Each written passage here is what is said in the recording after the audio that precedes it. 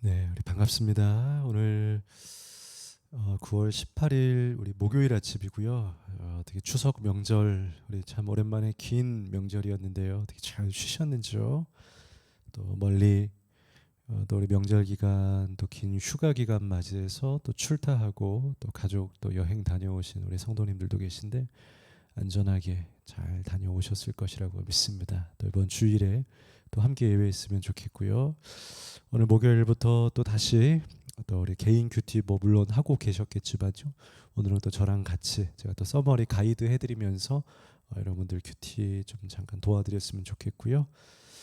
오늘은 이제 열왕기하 9장 14절에서 26절까지 말씀이에요. 열왕기하 9장 14절에서 26절이고요. 우리가 지난주까지 이제 이스라엘을 하나님의 나라로 세워가기 위해서 우리 엘리사 선지자 이야기가 사실 지난주까지는 계속해서 나왔었죠. 그래서 엘리사가 이 나라를 지켜가기 위해서 왜 이 나라에 엘리사가 필요했는지, 정말 그 나라의 믿음을 지키기 위해서 열심으로 싸워가고 정말 좋은 인품과 인성으로 지켜나가는 것들을 보았고요. 이번 주 주중에 이제 큐티부터는 엘리사가 왜 이렇게 싸웠는지, 도대체 나라의 상황이 어땠는지, 마치 어떤 빛과 어둠의 모습처럼 흑암, 어떤 하얀색과 검정색이 같이 이렇게 있는 것처럼 선지자가 이렇게 활발하게 사역하고 있었다는 것은 그 선지자의 사역이 필요한 어둠의 모습들이 있었다는 것인데, 당시 왕들의 이야기가 이제 쭉 펼치면서 이스라엘 왕들의 또 패역하고 무너져 있는 그런 모습들을 이번 주에는 계속 보게 됩니다. 특별히 어제 오늘은요, 이제 아합 왕을 중심으로 해서, 아합 왕은 이스라엘에서 가장 타락한 북이스라엘의 왕입니다. 특별히 아내를 잘못 맞이하게 돼서요, 아내가 이제 이세벨이라고 하는 이방 여인을 맞이해요. 특별히 이 이방 나라는요, 바알을 섬기는 나라였죠. 그래서 이세벨은 결혼할 때 바알 왕을, 바알의 우상을 그대로 가지고 와서 이 아합 왕에게 그 나라가 바알을 섬기는 나라로 이렇게 만들게 되고요. 전체 나라가 북쪽 남쪽 모두 다 이제 서로 결혼하고 혼인하면서 우상을 같이, 이제 북쪽이 시작했는데 남쪽까지도 이제 바알을 숭배하는 나라가 돼버리게 됩니다. 그러니 하나님의 도우심과 이 선지자들의 맹활약이 필요했겠죠. 어떤 그런 당위성과 명분을 보여주는 장면이 계속해서 이번 주에 있었고요. 어제와 오늘에는 드디어 이제 예후에게, 북이스라엘의 이제 아합 아래에 예후라고 하는 이제 군대 장관이 있었는데, 그를 통해서 이 나라의 반란을 일으키게 되고 이 아합의 가문을 심판하라고 하는 미션을 주시는 장면이 어제랑 오늘 이어져서 있게 됩니다. 어제 이 엘리사의 예언을 통하여서 이제 예후에게 기름을 붓게 되고요. 네가 이제 왕이 될 것이다. 그래서 많은 주변에 있었던 장관들도 그걸 보게 되고 인정하게 되고, 아마도 마음속에 이 나라에 새로움이 필요하다라는 걸 다 인식했던 것 같습니다. 하나님의 예비하심이죠. 그래서 오늘은 이 예후가 드디어 그 기회를 엿보고 있다가 바로 때가 되었을 때 아합의 이 아래에 있었던 오늘 요람이라고 하는 왕을, 북이스라엘 왕을 반란을 해서 처단하게 되고요.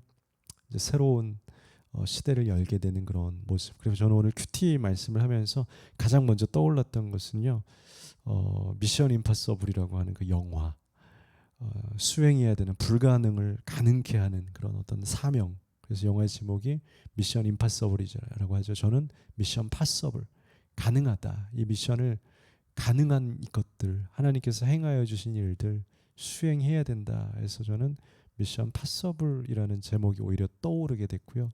이것을 수행하는 우리들이 되어야 된다, 그런 마음으로 말씀을 묵상을 했습니다. 우리 14절부터의 말씀인데요, 한번 같이 읽어보면서 묵상할까요? 이에 nim시의 손자 여호사밧의 아들 예후가 이제 요람을 배반하였으니, 이 배반은 예후의 뜻이 아니라 하나님의 명령이었죠. 엘리사를 통해서 예후에게 말씀하면서 너는 이 나라의 왕이 되어야 한다. 네가 배반해야 된다. 하나님께서 그에게 사명으로 주셨어요. 근데 어려워요. 어렵죠. 배반을 하고 현재 왕을 몰아내고 자신이 왕이 된다라는 건 자기의 목숨을 내놓은 것이죠. 실패하면 자기가 목숨을 잃게 되는 두려운, 그러나 하나님께서 기름 부어 주셨기 때문에 해야만 하는, 그러니 예후가 하나님의 사람인 거죠. 그래서 이제 예후가 그 사명을 받게 되고요. 이때 어떤 상황이었냐를 좀 설명을 하죠. 요람이 온 이스라엘과 더불어 아람 왕, 북이스라엘과 아람이 이렇게 인접해 있어요. 그래서 아람과 계속해서 함께 붙었다 떨어졌다 전시 상황 가운데 있는데, 지금 아람의 왕 하사엘과 맞서서 길르앗 라못을 지키다가 아람과 인접해 있는 그런 어떤 정치적인 또 군사적인 아주 요충지였어요. 그래서 길르앗 라못에서 계속해서 전쟁이 일어나게 되는데, 그 지역에서 지금 전쟁이 일어났고요. 아람의 왕 하사엘과 더불어 싸울 때 전쟁 중이라는 거죠. 아람 사람에게 지금 이 요람 왕이 부상을 당한 겁니다. 그래서 치료하려 하여 인근에 있는 이스라엘이라고 하는 지역으로 돌아와서 예후가 너희 뜻에 합당하거든 한 사람이라도 이 성에서 도망하여 이스라엘에 알리러 가지 못하게 하니라. 그러니까 이 요람 왕이 이스라엘로 들어갔고요. 이때 예후가 기회를 딱 포착합니다. 기회를 포착해서 아무도 이스라엘로 가지 못하게 하라. 그 말은 뭡니까? 내가 홀로 가서 저 왕을 오늘 그 하나님의 뜻대로 이 사명을 감수할 테니 아무도 알리지도 말고 들어가지도 말고 너희는 그냥 전쟁에 집중해라라고 정리를 하고 있는 모습을 보여주게 되는 거예요. 저는 오늘 이 14절에서 이 16절까지의 모습을 보면서 먼저는 자신이 받았던 사명을 자기가 잊지 않고 수행해내는 그런 어떤 이 예후의 신앙, 하나님의 뜻을 기억하는, 나를 불러주신 그 부르심의 사명을 기억하는 그 마음을 먼저 보게 되었습니다. 보통 사람들이요, 자신이 어떠한 부르심을 받게 됐지만 그곳 가운데서 평안하거나 시간이 지나거나 하면 부르심의 자리는 누리지만 그 자신을 부르신 이유를 놓치고 있게 되는 경우들이 많이 있거든요.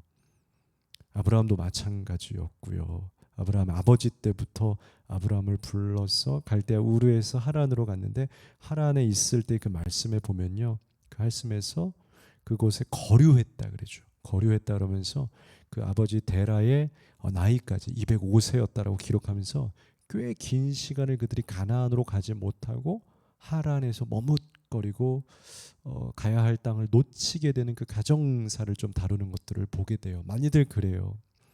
처음에는 하나님께서 불러주셨고 어떤 사명들, 나를 통하여서 우리 가정에 혹은 또 우리 자녀들에게 신앙에 그런데 살다 보면요, 시간이 지나다 보면 잊혀지고 놓쳐져서 그냥 안주하게 되는 우리들의 모습이 있는데, 오늘 예후는 자신에게 기름을 부었던 그 기쁨만 그냥 갖고 탁 놓쳐버리는 것이 아니라 늘 마음속에 기회를 포착하고 기다리고 준비하고 있었던 그 예후의 모습을 보면서 우리도 잊지 말고 하나님이 나를 오늘날 이 터전으로 왜 부르셨는가, 이 성전으로 왜 부르셨고 이 가정의 왜 나를 이 가정의 아버지로 어머니로 부르셨는가. 그 부르심의 이유가 다 있겠죠. 여러분들 그 가문 가운데 부르신 이유, 여러분들을 이 대한민국 땅에 부르신 이유가 다 있겠죠. 그걸 잊지 않아야 우리의 하나님께서 우리에게 주신 그 믿음의 사명을 감당하게 된다라는 것이죠.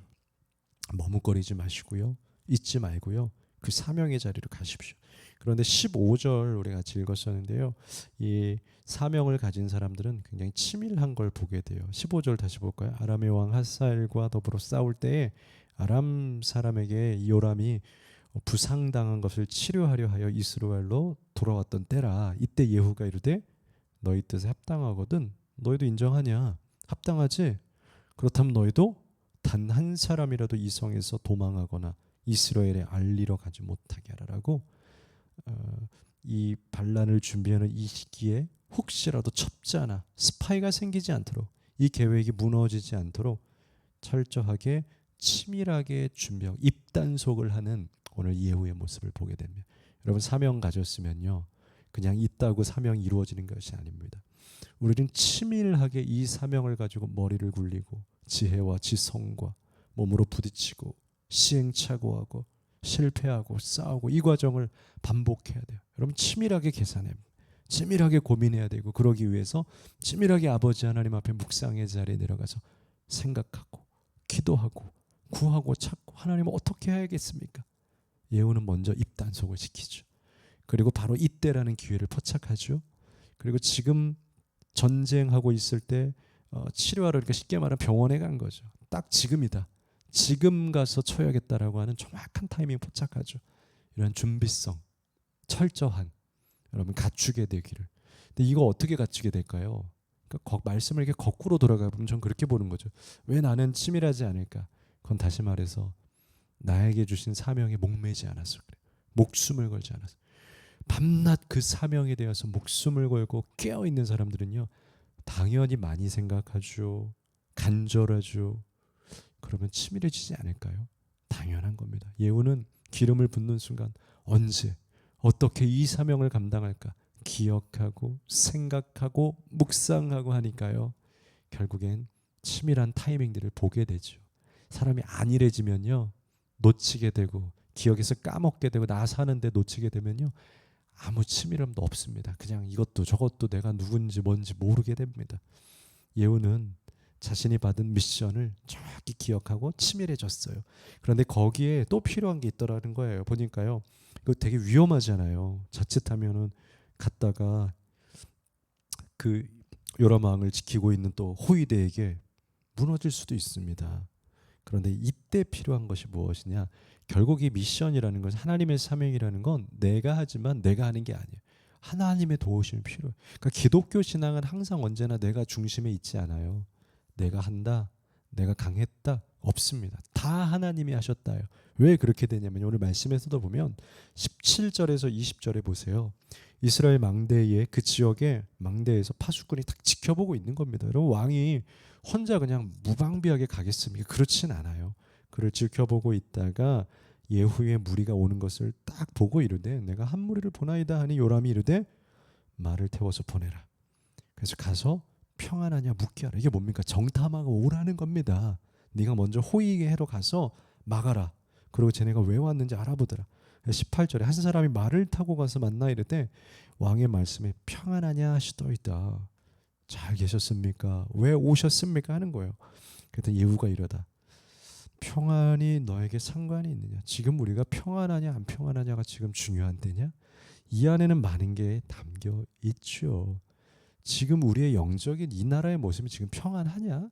지금 네가 평안을 물을 때냐? 또 하나는 지금 전쟁하고 있지 않냐? 무슨 평안이냐? 그러면서 내 뒤로 물러가라. 이 말이 나온 건 뭡니까? 내 뒤로 가서 숨고, 지금 이제 반란을 꾀해야 될 때고, 지금 이제 내가 왕에게 가야 돼서 이제는 이 나라를 하나님의 나라로 돌려야 될 때가 아니냐. 그러니 길을 비켜라. 만약에 이것이 여기 호위하러 왔던 이 심부름꾼이 정신을 차려서 왕을 보호하려고 했으면 여기에서 이미 전쟁이 일어났을 거고요. 자칫하면 이 계획이 실패로 돌아갈 수 있다는 거죠.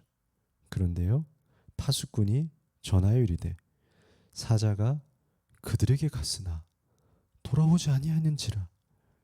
그 심부름꾼이 그냥 예후에게 갔다라는 겁니다. 예, 알겠습니다 하고 한 명을 더 보냅니다. 19절에 다시 한 사람을 말에 태워 보내었더니 그들에게 가서 이르되 왕의 말씀은 평안하냐? 예후가 이르되 또 얘기합니다. 평안이 내게 상관이 있느냐? 지금 우리가 평안하냐? 평안을 요할 때냐? 지금 우리나라가 평안하냐?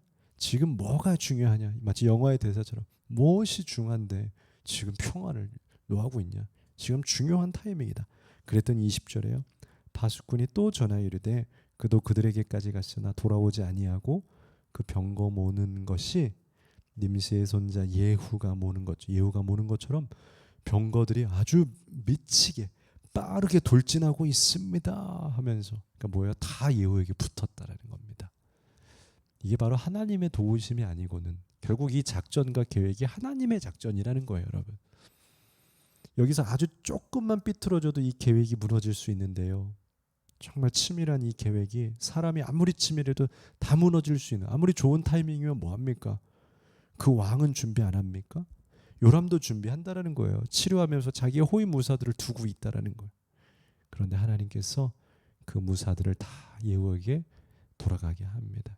롯과 나오미의 가정이 실패하여서 베들레헴으로 돌아갑니다. 이것밖엔 살 길이 없다고 다시 고향으로 돌아가죠. 근데 그곳에서 기업 물을 자 보아스를 만나게 되죠. 그 보아스가 나 싫어요 하면 끝이에요. 근데 보아스가 그 가정을 긍휼히 여기기 시작하고요. 룻을 사랑하기 시작합니다. 이게 뭐예요? 인간의 치밀함이 아니라 하나님의 도우심이에요.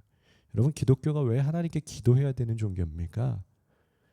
하나님의 도우심이 아니고서는 우리의 어떠한 치밀함도, 우리의 어떠한 계획도 바로 세워질 수 없기 때문에 그래. 하나님의 도우심 앞에 무릎 꿇고 하나님, 나의 머리와 지성과 이성에 하나님의 영성을 부으시옵소서. 여러분, 이것이 우리가 해야 되는 신앙의 과정이라는 거죠. 21절에서 26절까지는요. 이제 이 요람을 만나고 이제 드디어 심판하게 되는 그런 장면을 보게 됩니다. 호위 무사들이 다 예후에게 붙었으니까요. 이제 쉽게 처단할 수 있죠.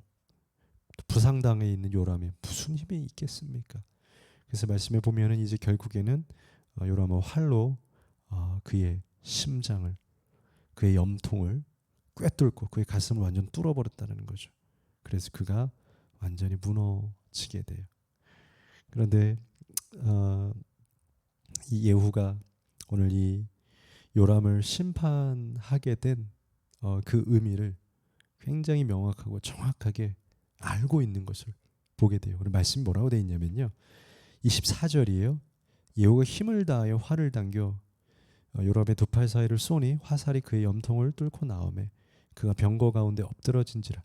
예후가 그의 장관 빗갈에게 이르되 그의 시체를 가져다가 이스라엘 사람 나봇의 밭에 던지라.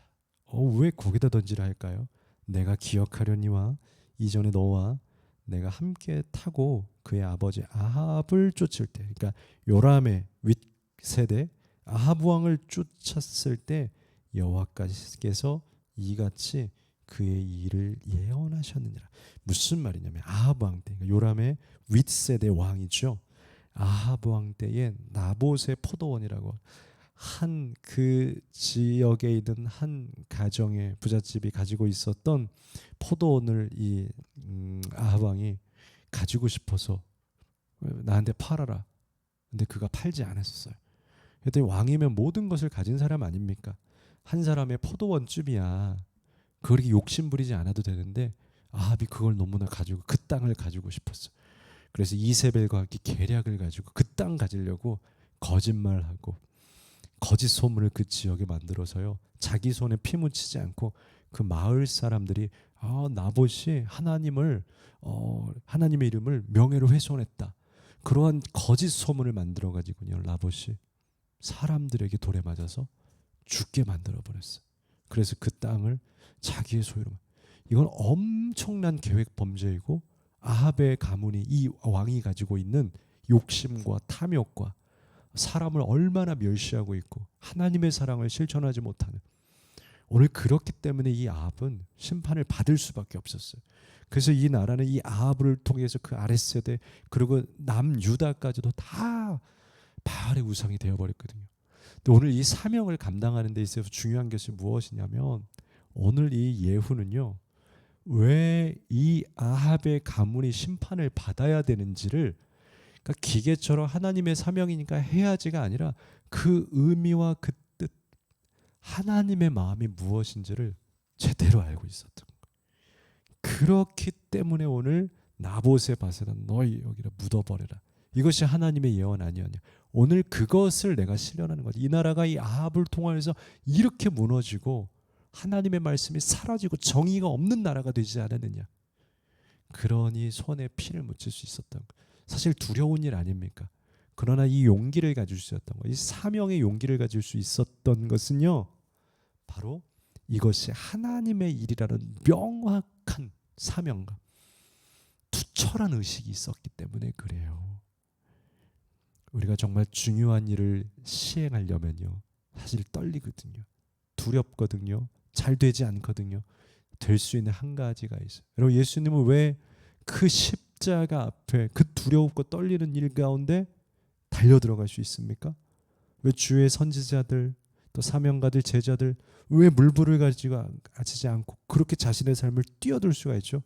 한 가지, 투철한 사명감. 그 하나님의 마음과 뜻을 이해한 사람들, 그 음성을 들은 사람들은 할 수 있는 거예요. 알게 되면요, 그 하나님의 마음, 하나님께서 이 시대에 얼마나 교회를 원하시고 거룩한 교회, 순전한 교회, 정말 바른 복음으로 이 세상을 이끌어갈 교회와 그 말씀의 사명자를 원하시는지 알기 때문에 우리는 목회할 수 있는 것이고, 우리는 전도해야 하는 것이고, 그 사명을 우리가 아는 거예요. 그걸 모르면 못해요. 못해. 갈 수가 없는 거예요. 여러분, 미션 여러분들 수행하기 위해서는요, 하나님 앞에 그렇게 바르게 그 하나님의 마음을 여러분들이 잘 아시게 되기를 바라겠습니다. 그러면 할 수 있어요. 그럼 하나님이 도우실 거예요. 그러면 포기하지 않고 여러분 갈 수 있을 거예요. 지혜도 생길 거예요. 하나님께서 우리를 부르신 이유, 그 뜻을 잘 알고 기억하며 같이 우리 예후처럼 그 사명을 감수하고 감당하며 걸어 나갈 수 있게 되기를 간절히 주님의 이름으로 기대하고 바라겠습니다. 기도합니다. 하나님, 예후가 하나님의 사명을 가지고 명확하게 투철하게 이렇게 나아갔던 것처럼, 하나님 우리에게 주셨던 그 사명, 이 땅을 향한 가정과 교회를 향한 나의 믿음의 사명, 하나님 우리 알고 있습니까? 우린 그 아버지의 뜻을 깨닫고 있습니까? 하나님은 그 뜻대로 부르심을 받은 자들 후회함이 없다라고 말씀하셨던 것처럼, 후회함 없이 예후처럼 그 하나님의 뜻 가지고 세상을 향하여 달려나아갈 수 있는 사명자들이 되게 하여 주시옵소서. 감사합니다. 예수님의 이름으로 기도합니다. 아멘.